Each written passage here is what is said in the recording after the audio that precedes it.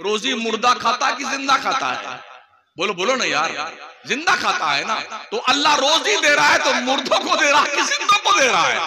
अल्लाह ने उनकी जिंदगी की गारंटी दी है, शहादत दी है, सब जिंदा है, इन्हें रोजी दी जाती है। तो तुम कहे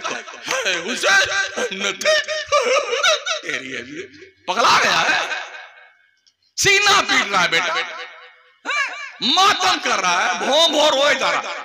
एक दिन हरम शरीफ में हम बैठे हुए थे मताब कर, हाँ 150-200 का कबीला इनका आता है शियों का, वहां से ईरान से। तो एक आदमी खड़ा होता है और सब बैठे होते हैं मर्द औरत। हम भी मियां बीवी एक साथ बैठे हुए थे किनारे हज करने, गालिबन 2002 की बात। तो वो खड़ा होकर कुछ पढ़े तो सारे इतने मर्द औरत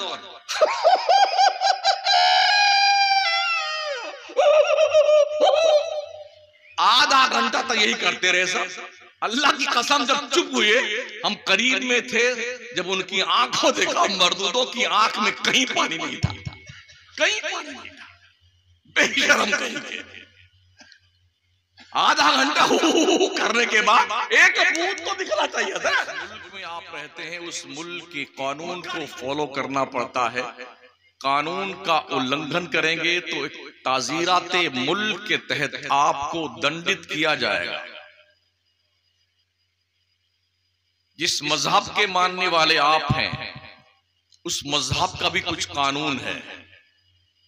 अगर आप मजहब के कानून को एक्सेप्ट नहीं करते हैं तो अल्लाह आपको भी उस ताजीर के तहत आज नहीं तो कल गिरफ्त जरूर फरमाएगा। और हमने देखा है अपनी इस लिमिटेड उम्र में कितने बड़े बड़े पहलवानों को धराशायी होते हुए। नशा चाहे जवानी का हो, नशा चाहे हुस्न का हो, नशा चाहे दौलत का हो, नशा चाहे ताकत का हो, और नशा चाहे कुर्सी का हो, रुतबे का हो, एक ना एक दिन उतरता जरूर है।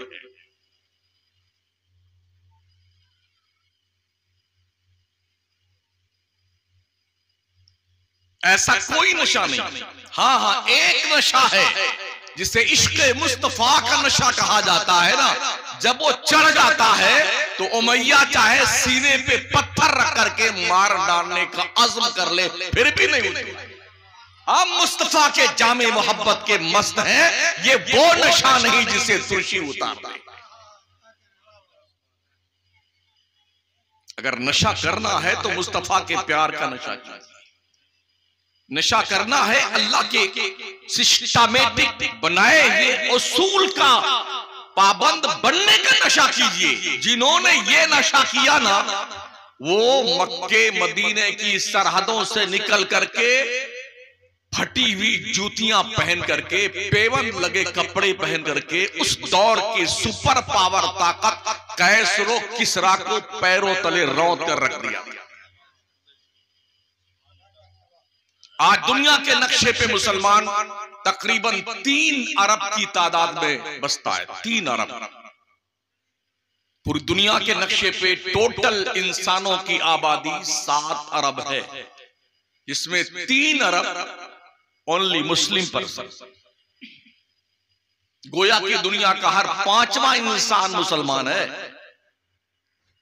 हर 5वां इंसान मुसलमान। लेकिन जिस तरह से हर 5वां इंसान मुसलमान है, इसी तरह से हर 5वां मुसलमान पुलिस का मुखबिर और दलाल है।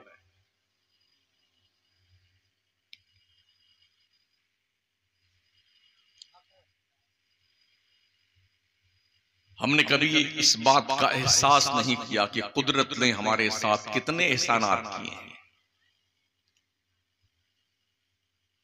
मुस्तफा करीम सल्लल्लाहु तआला अलैहि वसल्लम के प्यारे दीवानों, इमाम हसन इमाम हुसैन के बचपन से ही उनके सारे मामलात मुस्तफा करीम सल्लल्लाहु अलैहि वसल्लम के जरिए से मशहूर हो गए थे। पूरा मदीना जानता था कि इमाम हसन की जिम्मेदारी क्या है और इमाम हुसैन की जिम्मेदारी क्या है।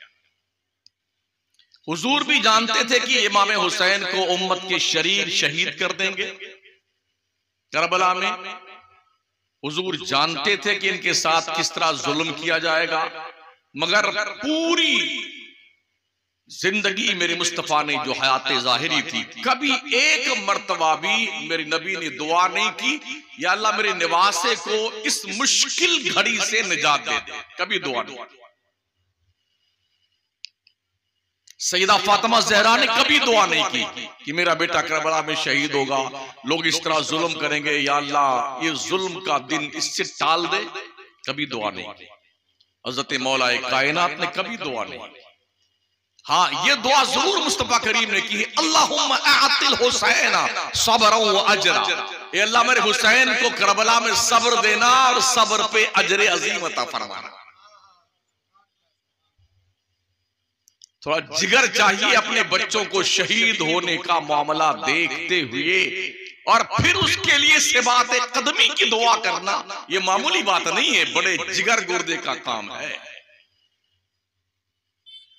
मेरे आका ने फरमाया था, मेरी उम्मत के शरीर मेरे इस बेटे को करबला में शहीद कर देंगे, इसे हुसैन कहते हैं।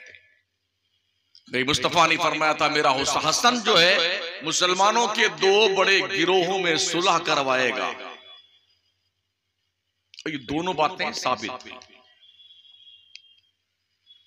यजीद एक ऐसा फितना परवर शख्स था, जालिम, बदबख्त, शराबी, जुआरी, हराम खोर, हराम खाने का आदी, हराम करने का आदी, शरीयत मुस्तफिया के कानून को रोंदने वाला, कि उसकी इस फितना परवरी की बुनियाद पर पूरी मिल्लत इस्लामिया बाज़ाब्ता तौर पर परेशान थी। ये खबरें मक्का व मदीना तक आती रहती थी। चुनांचे जब वो दिन आया, वो वक्त, वो साथ आई जिसका मुस्तफ़ा करीम सल्लल्लाहु तआला अलैहि वसल्लम ने अपने रब से वादा कर रखा था, तो इमाम हुसैन रज़ियल्लाहु तआला अन्हु, जिन्होंने तकरीबन 25 हज पैदल अदा फरमाए, वो अपने घर वालों को लेके निकले थे। वो चाहते तो पूरे मदीने में ऐलान करके निकलते, सब चलिए वहां। आज की तारीख में पूरे मुल्क और जहां जहां मुसलमान बसता है, बना में मुस्लिम, जो देवबंदी वहाबी तबका है, वो क्या बोलता है, इमाम हुसैन तो वहां जंग करने गए थे, लड़ने गए थे, हुकूमत की लालच में गए थे। आप मुझे बताएं, क्या कोई लड़ने जाता है तो बच्चों को लेके जाता है, औरतों को लेके जाता है, बीमारों को लेके जाता है, बूढ़ों को लेके जाता है? हम जिस मुल्क में रहते हैं, बॉर्डर पे जो फौज लड़ती है, क्या बच्चे होते हैं वो? क्या लड़ने वाले बूढ़े होते हैं? जी नहीं। जवानी के इख्तिताम पर पहुंचते पहुंचते फौजी को रिटायर कर दिया जाता है। औरतें नहीं, कमजोर नहीं, बीमार नहीं। तो फिर इमाम आली मकाम करबला में आबिदे बीमार को लेकर के, अपनी बीवी को लेकर के, अपनी बहन को लेकर के, अपने छोटे छोटे भांजों को लेकर के, भतीजों को लेकर के, बूढ़ों को लेकर क्यों गए? जंग करने का प्लान था। शहर मदीना छोड़ के निकले। मदीना छोड़ना कोई आसान नहीं होता है। जहां पर इमाम हुसैन की जन्म भूमि भी थी, कर्म भूमि भी थी, उस जमीन को छोड़ना आसान तो नहीं था ना। आज हम और आप जाते हैं मक्का मदीना, और मदीने शरीफ को जब छोड़ने लगते हैं ना वापसी पर, तो कैसा ही पत्थर दिल क्यों ना हो, जब तक शहरे रसूल दिखता है मुड़ मुड़ के देखता रहता और रोता रहता है। और जिसका मदीने में सब कुछ हो, माँ फातिमा, भाई हसन, नाना जान, सब मदीने में हो, उस मदीने को इमाम हुसैन ने कैसे छोड़ा होगा? दिल पे पत्थर रखकर। कभी ऐसा होता है, जिंदगी के कुछ ऐसे काम होते हैं जो उसके वतन की मोहब्बत पे कुर्बान कर देने के लिए होते हैं, और कुछ ऐसे काम होते हैं कि वतन की मोहब्बत उस मकसद पे कुर्बान कर दी जाती है। आज बहुत हम भी देखते हैं, आप भी देखा होगा, एक जन्मभूमि के लिए लाखों इंसानों की बलि चढ़ा दी गई हमारे मुल्क में, नहीं चढ़ाई गई? एक जन्मभूमि के लिए मुसलमानों का कत्लेआम किया गया। इमाम हुसैन अपनी जन्मभूमि छोड़ के गए मक्का, और मक्के में भी ठहरे रहे। जब हज का जमाना बिल्कुल करीब आ गया, उस वक्त हज जैसे पाकीज़ा सादत वाली इबादत को छोड़ करके करबला की तरफ इमाम हुसैन ने कूच फरमाया था।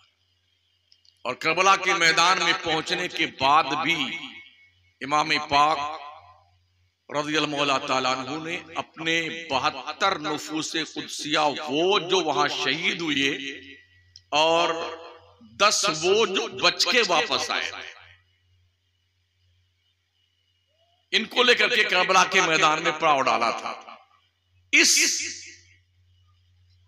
टूटे हुए काफिले को, जिसमें बुजुर्ग भी हैं, बच्चे भी हैं, औरतें भी हैं, बीमार भी हैं, मर्द भी हैं, ये सब मौजूद हैं, इनको खत्म करने के लिए 22,000 का लश्कर यजीद की तरफ से आया था। करबला का पूरा मैदान तकरीबन 200 किलोमीटर का राउंड फिगर एरिया होगा, जो मैंने अंदाजा लगाया उसे देखकर कि हजरत हुर का मजार कहां पर है, ज़ैनब के बेटों का मजार कहां पर है, करबला किधर है। जब मैंने इसका सर्वे किया जाने के बाद वहां पर मुझे लगा कि तकरीबन 200 तक का किलोमीटर का ये राउंड का पूरा इलाका है, जिसमें मार्का करबला वजूद पजीर हुआ था। उस जमाने में कोई बंदूक राइफल की लड़ाई तो थी नहीं, तलवार की लड़ाई थी, आमने सामने की लड़ाई थी। घोड़ों और ऊंटों पे बैठ के जंगें लड़ी जाती थी।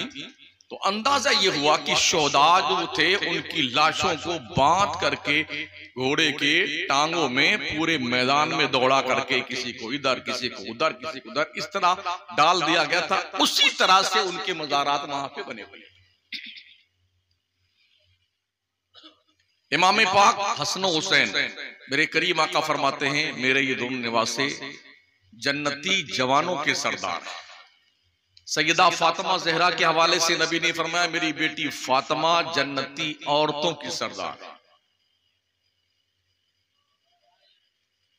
जन्नत में कोई बूढ़ा नहीं जाएगा, कोई बच्चा नहीं जाएगा, जितने हैं सब जवान होके जाएंगे। सबकी उम्र 30 से 33 साल होगी और बगैर दाढ़ी मोछ के होंगे। कद हर जन्नती का 60 हाथ लंबा कद होगा, जो हजरत आदम का कद था। 60 हाथ का आदमी अगर आपके 5 फुड़ा, क्या कहते हैं गांव को, 5 फुड़ा में आ जाए तो पूरा ये गांव उसके पीछे तमाशा देखेगा। अरे यार इतना लंबा आदमी आ गया, इतना लंबा आदमी आ गया। जन्नत में सब 60 हाथ के होंगे। आप जानते हैं जन्नत में 8 दरवाजे हैं और इन 8 दरवाजों पर पहरा अहले बैते मुस्तफा का। जवानों के सरदार हसन हुसैन, औरतों की सरदार सैयदा फातिमा ज़हरा, तीसरा कोई नहीं है। कमांडर के बगैर कोई फौज आगे नहीं बढ़ती है। इसलिए अहले बैत मुस्तफा से रिश्ते गुलामी जोड़ कर रखो, ताकि इनके दामने करम से वाबस्ता होकर के जन्नत में जाने का आपको मौका मिल जाए। तो करबला के मैदान में 10वीं शब को, जैसे कल जंग होने वाली है, पूरी रात ये पता था कि सामने 22,000 का लश्कर है। ये पता था, नबी ने पहले बता दिया था कि बेटे हुसैन तुम और तुम्हारे फला फला करबला जा रहे हो तो वहां पर सब शहीद कर दिए जाओगे। ये पता था कि हमारे बाद जो है कितने लोग वापस जाएंगे, औरतों को किस तरह से गलियों में घुमाया जाएगा। ये सब सोचने के बाद भी आदमी क्या करता है, भागकर अपनी जान बचाना चाहता है ना। 22,000 के सामने सिर्फ 82 नुफूस कुर्सियां, लेकिन ये डटे रहे वहां पर, पूरी रात अल्लाह की बारगाह में इबादत किया।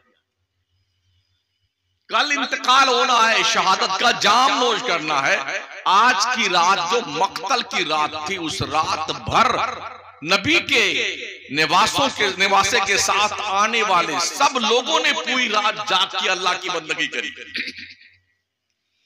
और हम एक लंबी उम्र की उम्मीद रखते हैं कि अभी तो मेरी उम्र ही क्या है, 50 साल गुजर गए, अभी उम्र ही क्या है हमारी, 60 साल गुजर गए, अभी तो हमने देखा ही क्या है।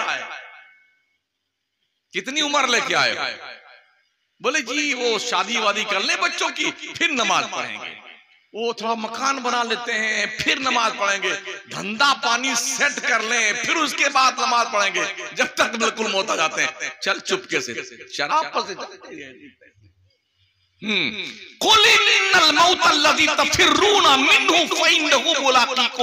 मुस्तफा तुम फरमाओ, जो लोग मौत से भागते हैं उनसे कह दो मौत तुमसे डेफिनेट मुलाकात करके रहेगी। और यूं जाता बेटा, अगर मौत से बचने के लिए कोई ऑप्शन होता कि भाई थोड़ा रिश्वत दे दे मलकुल मौत को तो शायद बच जाएं, तो आदमी अपने जिंदगी की पूरी कमाई मलकुल मौत के बारगाह में पेश करता, हजरत सब ले जाओ हमको छोड़ दो, यही करता ना आदमी। लेकिन वो ऑप्शन चलता नहीं। हमारे मुल्क की पुलिस तो 15-20 रुपए मान जाती है। हाँ, धड़ल्ले से जुर्म कीजिए, 50 रुपए का नोट दिखाइए, पुलिस इस तरह से मुंह फेर लेगी, तुमको जो करना कर लो। लेकिन क्या ये समझते हो कि मलकुल मौत को इस तरह से बरगलाया जा सकता? जी नहीं। अल्लाह फरमाता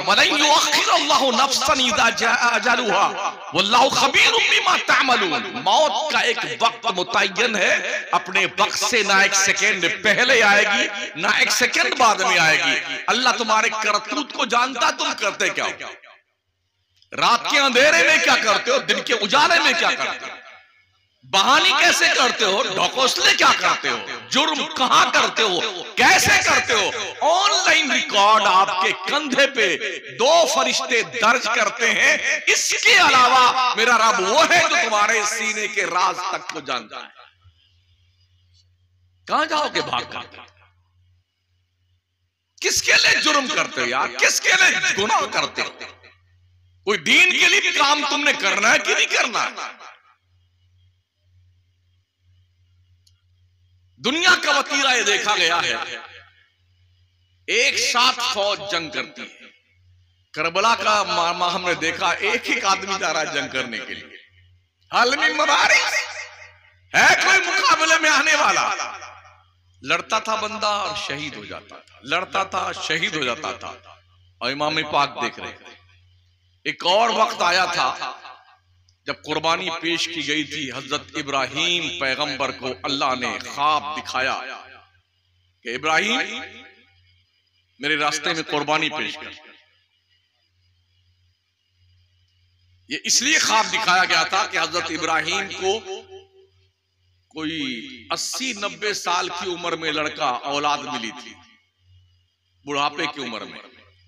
हजरत इस्माइल तो बहुत मोहब्बत करते थे, तो फरिश्तों ने कहा या अल्लाह तू कहता है इब्राहिम मेरा खलील है, क्या खलील के माने भी दोस्त के आते हैं, रफीक के माने भी दोस्त के आते हैं, सदीक के माने भी दोस्त के आते हैं, हबीब के माने भी दोस्त के आते हैं। मगर ये सब दोस्त ऐसे हैं जो टेम्परेरी दोस्त होते हैं, मिल गए राह में तो देख लिया एक नजर, वरना फिर हसरते दीदार की ऐसी थी। खलील उस दोस्त को कहा जाता है जो बड़ा गहरा दोस्त होता है। वत्तखज़ल्लाहु इब्राहीम खलीला, अल्लाह ने इब्राहिम को अपना गहरा दोस्त बनाया है।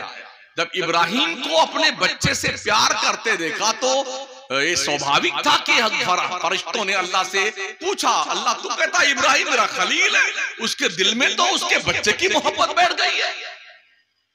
अल्लाह ने कहा मैं तुम्हें दिखाता हूं। तो ख्वाब दिखाया गया, पहली रात ख्वाब देखा, दूसरे दिन उठे ऊंटों को ज़िबा किया, फिर ख्वाब देखा, फिर दूसरे दिन उठे ऊंटों को ज़िबा किया, फिर ख्वाब देखा। अल्लाह दिखा रहा अपनी अजीज तरीन चीज को मेरी राह में कुर्बान करो। ये क्लियर कर दिया गया कि अल्लाह ने बेटे की कुर्बानी तलब की है। हमसे आपसे ये शुक्र मनाओ कि इस्माइल की जगह पे जन्नत से दुम्बा आ गया था। हाँ हाँ, अगर उनको ही ज़िबा कर देते हजरत इब्राहिम, तो जितने लोग हो ना मुसलमान लोग, सबको अपने अपने बच्चों को कत्ल करना पड़ता, अल्लाह के नाम पे ज़िबा करना पड़ता।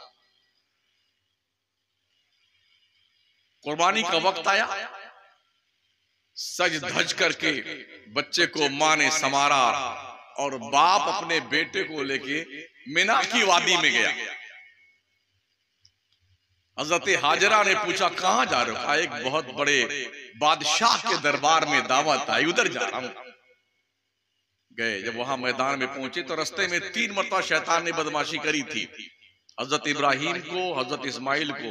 अरे तुमने ख्वाब पर यकीन कर लिया? ख्वाब ख्वाब होता है, अपने बेटे को ज़िबा करने जा रहे हो? क्या तेरे दिल में मोहब्बत नहीं है? इब्राहिम पैगंबर ने मिना में कंकरी मारा शैतान को।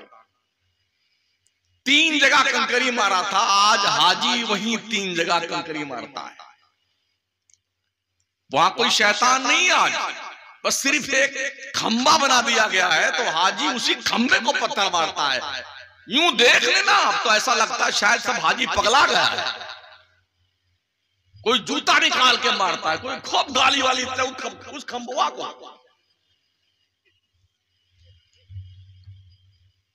एक किरदार निभाया था इब्राहिम पैगंबर। इस्माइल पैगंबर के पास शैतान की इब्राहिम तो नहीं मानता, लाओ इसको पकड़ लो। कहा तेरा अब्बा तुझे जानते हो कहां ले जा रहा है? कहा दावत में, बादशाह के यहाँ। कहा दावत कुछ नहीं है, तुमको ज़िबा करने ले जा रहा है। तो इस्माइल ने कहा या कोई बात है, कोई बाप अपने बेटे को ज़िबा करता? अभी देख लेना। गए तो उन्होंने क्या कहा अपने बेटे से, इब्राहिम पैगंबर ने, या बुनैया इन्नी अरा फिल मनाम अन्नी अज़बहुका फंजुर माज़ा तरा। बेटे मैंने ख्वाब देखा है तुझे अल्लाह की राह में ज़िबा कर दूं, बोल तेरी राय क्या? फंजुर माज़ा तरा। आज का बेटा होता इतनी तेज भागता ना, इतनी तेज भागता कि अब्बा पकड़ भी नहीं पाते। लेकिन जब बाप ने ये बात रखी बेटे के सामने, कितनी उम्र थी? 12 या 13 साल की उम्र थी हजरत इस्माइल की। उठाइए कुरान, हजरत इस्माइल क्या करें? क़ाल या अबती फ़अल मा तुमर सतजिदुनी इंशाअल्लाह मिनस साबिरीन। मेरे अब्बा करा, तेरे रब ने तुझे हुक्म दिया है ज़िबा कर दे अल्लाह के नाम पे, मुझे सब्र करने वाला पाओगे। जी, ये फैजान नजर था, यह कि मकतब की करामत थी। दिखाए सिखाए किसने इस्माइल को आदाब फर्जंदी। कहा ठीक है, तैयार हुए?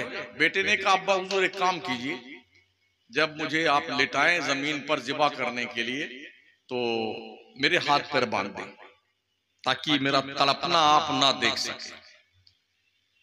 मुझे पेशानी के बल लिटाएं, कहीं ऐसा ना हो मेरा चेहरा देख करके आप जब मुझे ज़िबा करना चाहें तो आपके हाथ में राशा तारी हो जाए और अल्लाह का हुक्म पूरा ना हो।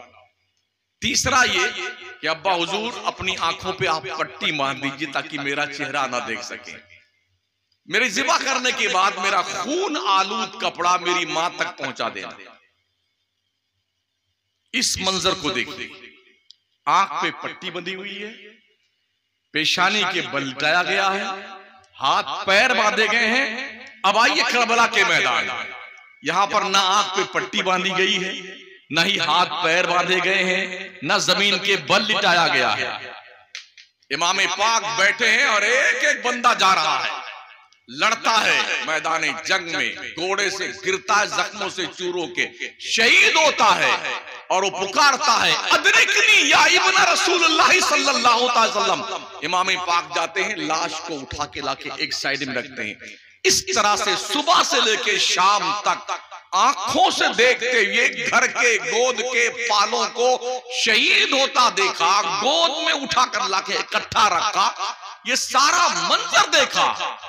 आज का कोई इंसान होता उसका दिमाग फट जाता, मगर क्या सब्र और सुकून का मुजाहरा इमाम आली मकाम ने किया था। इसलिए कि जब बचपन में इमाम पाक हमारे हुजूर के पेट शरीफ पर नबी लेटे हुए थे, छोटे थे, नन्हे से इमाम हुसैन, आके पेट पे बैठ गए।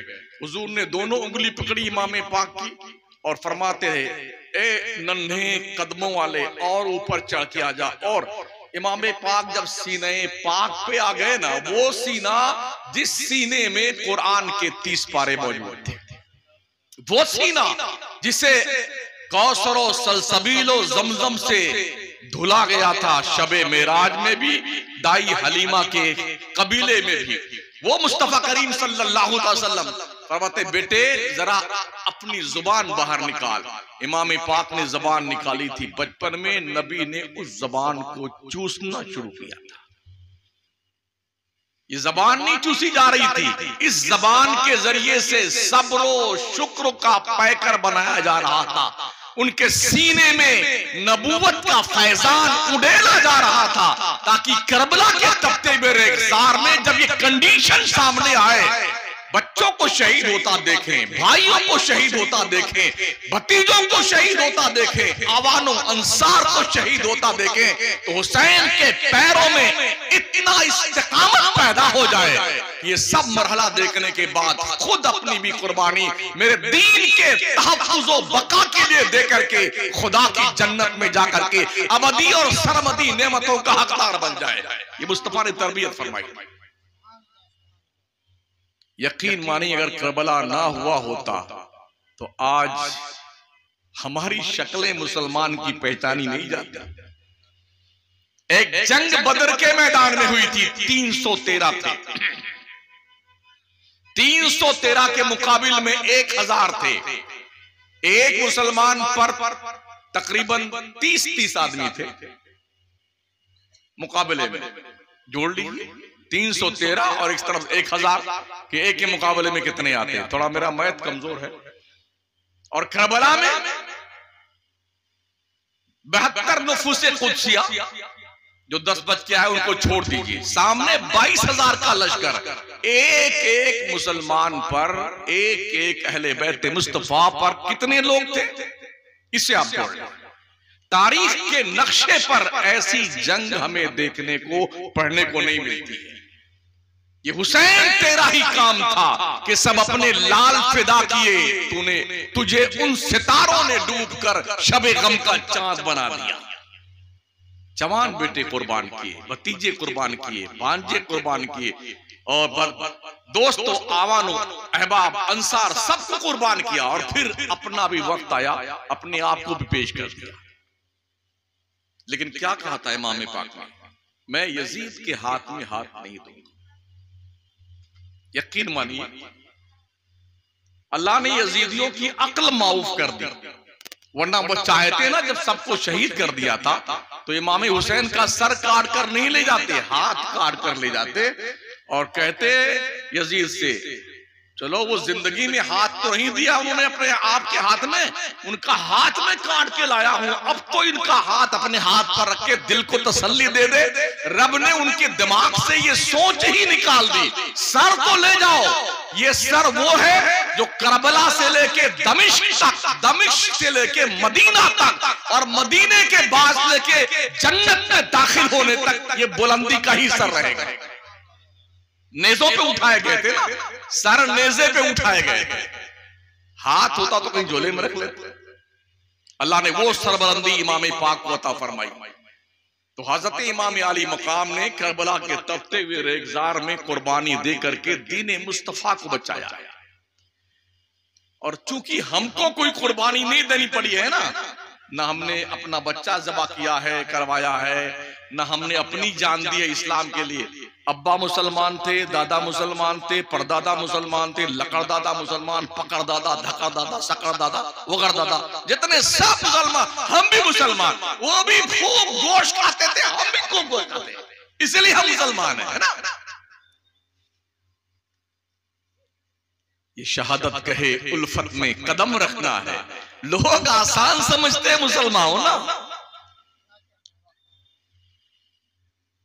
यूं तो सैयद भी हो, मिर्जा भी हो, अफगान भी हो, तुम सभी कुछ हो, बताओ क्या मुसलमान भी हो? वज़ा में तुम हो नसारा तो तमद्दुन में हुनूद, ये मुसलमान हैं जिन्हें देख के शर्माए यहूद। हमारी जमात के अक्सर लोगों की तादाद सिर्फ मेले में, मजार में, ढोल बजाने में, डीजे बजाने में, ताजिया उठाने में पगला गए हो। दिमाग की चूलें हिल गई हैं। मैं आपसे पूछना चाहता हूं, ताजिया क्यों उठाते हैं आप? कोई रीजन है आपके पास?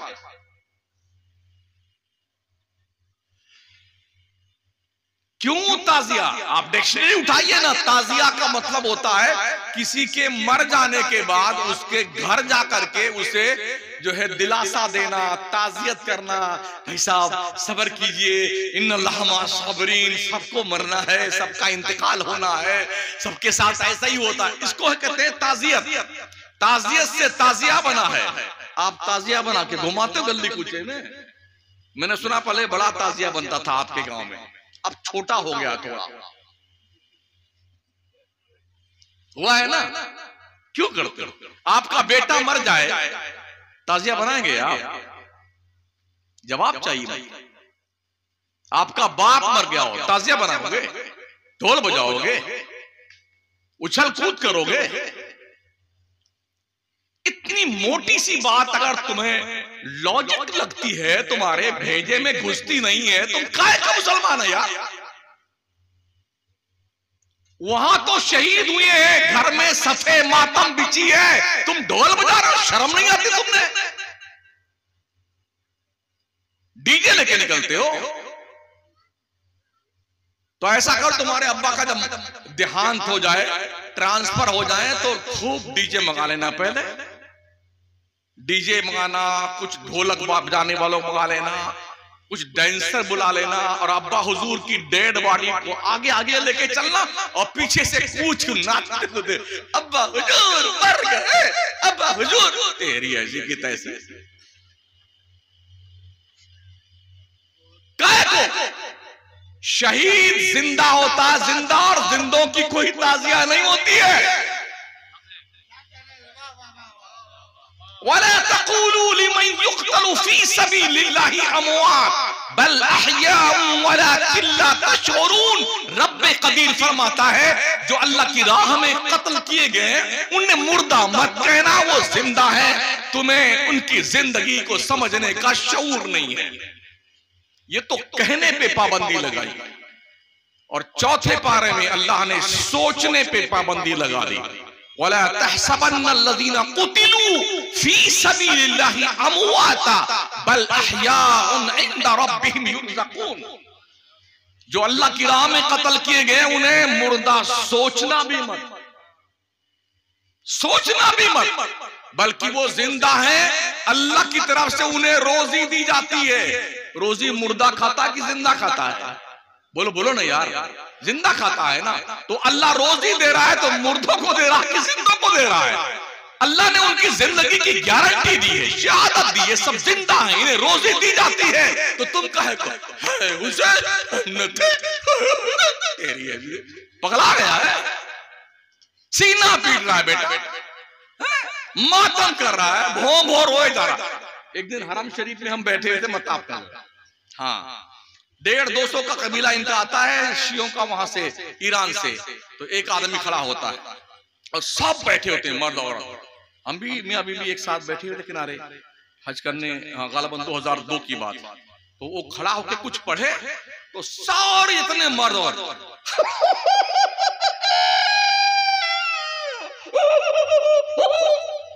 आधा घंटा तक यही करते रहे सब।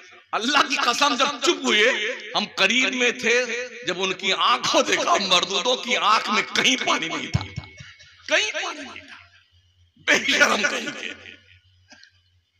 आधा घंटा करने के बाद एक बूंद तो दिखना चाहिए था। मक्कारी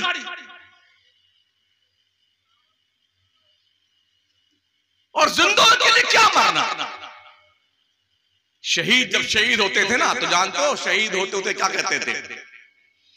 फुज़्तु बिरब्बिल काबा, काबा के रब की कसम में कामयाब हो गया। क्या जिंदगी है यार, कि मौत को भी उस वक्त जो है पसीना आता था जब शहीद इंतकाल करता। ये कैफियत थी उसकी। तो यार ओहो, कहीं 13 लाख का ताजिया बनता है, कहीं 16 लाख का बनता है, कहीं 18 लाख का बनता है, और 10वीं मुहर्रम को पटक पटक करके उसको शहीदी कर देते हैं। क्या बात है यार। एक इलाके में गए पिछले साल तकरीर करने हम अपने यूपी में, 18 लाख का ताजिया बनाया था। उसके मुंडी और बॉडी के बीच में जो ये गर्दन होती है ना लंबी सी, उस हिस्से में जो कलर चेंज होता था आधे घंटे में कई कलर, उस कलर को चेंज करने के लिए 4 लाख रुपया उसी पे बेटों ने लगाया था। हम जब पहुंचे नमाज पढ़ने के लिए मस्जिद में, तो देखा सर अलग है, धड़ अलग है, टांगे अलग पड़ी हुई बाबा की, ताजिया बाबा की। मैंने कहा भाई साहब ये क्या है? ये वही 18 लाख के हैं जो बड़े इज्जत के साथ चौक पे रखे गए थे, गली में घुमाए गए थे, और आशा मलीदा लाके फातिहा दिलाए गए थे, अगरबत्ती सुलगा के धोनी दी गई थी। ये वही बाबा है जो उल्टे सुल्टे पड़े हुए हैं दरवाजे के सामने। बोले नहीं, इससे मुसलमानों की शान जाहिर होती है। ओ पगलो, तुम्हारी शान जब जाहिर होगी, हर मुसलमान खुदा के दर में सजदा रेज होकर के सुभान रब्बियल आला का लाहूती नगमा पुकारे, फिर देख तेरा सर अल्लाह कितना बुलंद करता है। ताजिया उठाने से इस्लाम बुलंद होता है, ढोल बजाने से। बंद कर दो ये बकवास। इस खुराफात का इस्लामी कल्चर से कोई ताल्लुक नहीं। रसूल रहमत सल्लल्लाहु ताला अलैहि वसल्लम के अर्दवानो, कुछ लोग कहते हैं अरे हमारे अब्बा दादा परदादा से ये ताजिया हम रखते आए हैं, अगर नहीं रखेंगे तो, एक बार ऐसा सुना था हमारे दादा कहते थे भैंस मर गई, ताजिया नहीं रखा तो भैंस मर गई। मैं 40 साल से ताजिया के खिलाफ तकरीर कर रहा हूं, अब तक नहीं मरा हूं। मैं मरा हूं, आपके सामने बैठा हूं।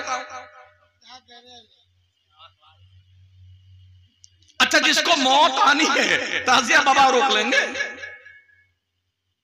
कुल्लु नफ्सिन जायकातुल मौत।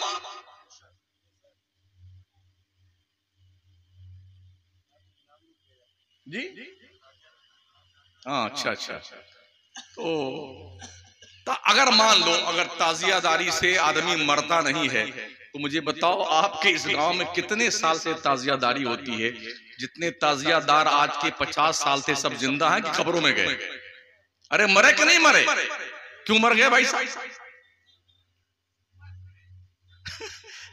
ताजियादारी से अगर ना रखे तो मर जाए, और जो रखता है तो उसे तो नहीं मरना चाहिए। उसूल तो ये कहता है ना। इस जहालत के दबीज पर्दे से अपने आप को बाहर निकालिए। तो कभी सोचा आपने कि इमाम हुसैन ने करबला की वो पाकीज़ा शब 10वीं मुहर्रम को पूरी रात अल्लाह को सजदा किया था? जिस वक्त अपने घोड़े से नीचे तशरीफ लाए थे, जमीन पर शिमर सीने पे बैठा हुआ था। इमाम पाक ने कहा जालिम सीने से हट जाए। इस वक्त पूरी दुनिया की मस्जिदों में नमाज जुमा होती हो रही होगी, कम से कम मुझे आखिरी सजदा तो कर लेने दे।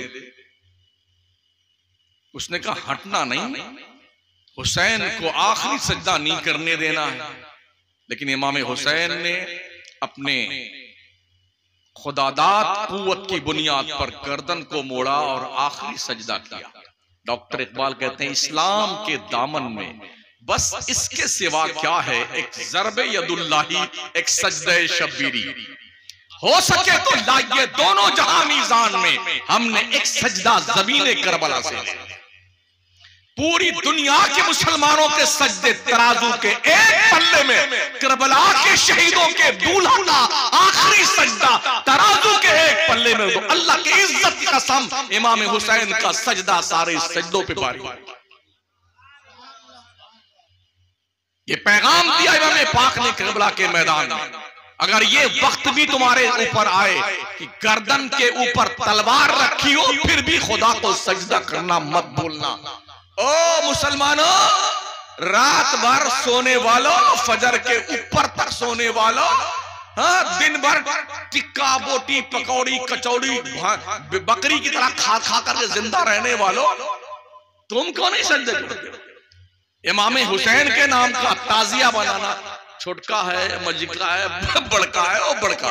हमने पूछा ये कौन? बोले अली असगर है। ला हौला वला कुव्वता इल्ला बिल्लाह। बांस की फट्टी बनाया बेटों ने, बाजार से चमचमी लेके आए हैं, कागज लेके आए, उसका ढांचा बनाए, ये अली असगर है, ये अली अकबर हैं ये। और फिर उसमें क्या मेहदी निकालते हैं। बोले हजरत कासिम जो इमाम हसन के लड़के थे, उनका जो है रिश्ता तय हुआ था इमाम हुसैन की बेटी से, वो करबला के मैदान में उनकी शादी करवाई। तेरी ऐसी की तैसी, वहां तो जान के लाले पड़े हुए थे, 22,000 का लश्कर सामने मौजूद है, या बेटे मेहंदी निकालते हैं, हाँ, सतई को मेहंदी निकालते हैं। और फिर जो है नवी रात को हजरत बाबा को ला करके वहां चौक पे रखते हैं, लीप पोत करके, खुशबू लगा करके। दिल के फफूले जल उठे सीने के दाग से, इस घर को आग लग गई घर के चिराग से। सोचिए और 100 बार सोचिए, दुनिया की पूरी कौमें आज आप पर टूट पड़ी हैं, आपके पास क्या लाए है अमल है?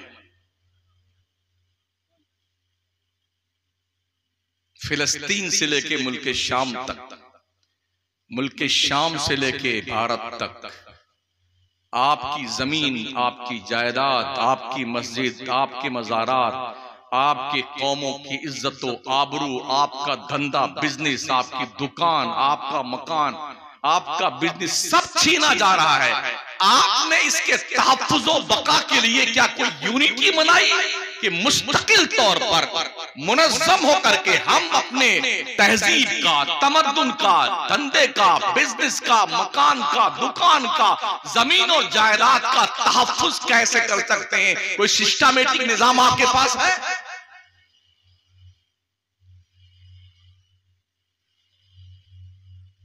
सूखी रोटी खाने वाले लोग थे, जौ की रोटी खाते थे, मगर कुदरत ने वो ताकत दी थी ना, अकेले हजारों के बीच कूद पड़ते थे। मेरे करीम आका अलैहिस्सलाम ने इरशाद फरमाया, कयामत की निशानियों वाली हदीसों में एक हदीस ये भी है, कुर्बे कयामत में दुनिया की सारी कौमें मुसलमानों पे टूट पड़ेंगी। तो साहबी ने अर्ज किया, या रसूलल्लाह क्या उस वक्त मुसलमान नहीं होंगे? तो हुजूर इस्लाम ने कहा मुसलमान तो बहुत होंगे। अब फिर हुजूर ऐसा क्यों होगा? कहा उनके दिल में अल्लाह वहन पैदा कर देगा। साहबा ने कहा यार ये वहन क्या होता है जो मुसलमान के दिल में पैदा होगा? तो हुजूर फरमाते हैं कि मौत से नफरत, जिंदगी से मोहब्बत, ये मुसलमानों में पैदा हो जाएगी। तो मौत के डर के मारे मैं तो नहीं जाऊंगा, मर जाऊंगा, मर जाऊंगा। आज ये है कि नहीं? मुसलमान मौत से डरता है, जिंदगी बहुत अजीज है, बहुत अजीज है जिंदगी। सोचिए और 100 बार सोचिए।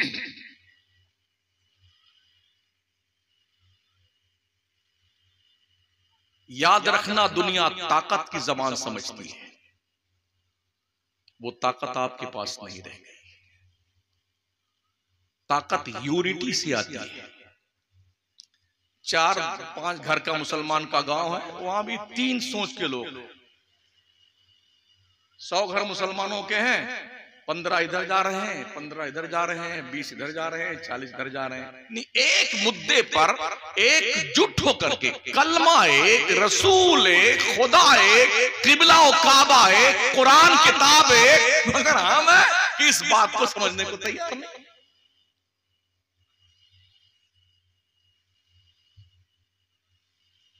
हमारी मौत और जिंदगी के फैसले पार्लियामेंट और विधानसभा में होते हैं। बदकिस्मती से हमारा वहां कोई नहीं है।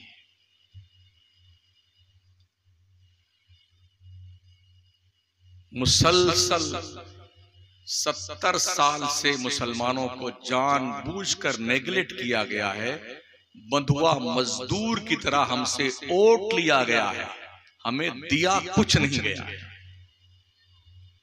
ये बात मुसलमान सोचने को तैयार नहीं। जब एक जमहूरी मुल्क में वोट ही आपका हथियार होता है, और ऐसी बुद्धू कौम हमने देखा है दुनिया के नक्शे पे, जो आज मुसलमान की कौम है ना, ऐसी बुद्धू कौम कहीं नहीं है। जब इलेक्शन आए, हाँ थोड़ा आप ले लीजिए, थोड़ा आप ले लीजिए, आपको भी नाराज नहीं करेंगे, आपको भी नाराज नहीं, सब खुश रहो, सब खुश रहो, मिलता कुछ नहीं। सियासत की दुनिया में सौदेबाजी करना सीखो। दलितों ने भी अपने लोगों को मुख्यमंत्री के पोस्ट पर बिठा दिया है, ठीक है ना। आज तक भारत में आप छोड़ दीजिए कश्मीर के स्टेट को, भारत के किसी स्टेट में मुसलमान ना मुख्यमंत्री बना है, ना उप मुख्यमंत्री बना है, ना प्रधानमंत्री बना है। यूनिटी पावरफुल होनी चाहिए, समझ रहे हैं। जब कोई मुश्तरका हुकूमत बनती है ना, तो जिसके पास एक भी सीट होती है बहुत कीमत उसकी होती है। हमारे उत्तर प्रदेश में भी देखा, दूसरे स्टेट में हम भी मीडिया पर नजर रखते हैं, वो जो चाहता है वो वजारत का कलमदान लेता है, उसके बाप को देना पड़ता है रूलिंग पार्टी को। हमारे साथ आ जाइए, हमारे साथ आ जाइए, हम आपको ये कलमदान दे देंगे। इस ताकत को हमें समझना हो। ये समझने के लिए इल्मी शऊर चाहिए, ग्रेजुएशन, क्वालिफिकेशन, पढ़ाई लिखाई चाहिए। और हम आज खिचड़ा, कल मलीदा, परसों शरबत, फिर बिरयानी, हजरत का उर्स आया, किबला का उर्स आया, काबा का उर्स आया, ढोल बजाओ, नाचो कूदो, खूब गाओ, जुलूस निकालो, वो जिंदाबाद जिंदाबाद। बुद्धू मियां, दुनिया से पंगा लेने के लिए आपके पास अकल होनी चाहिए। अकल पढ़ाइए अपने बच्चों को।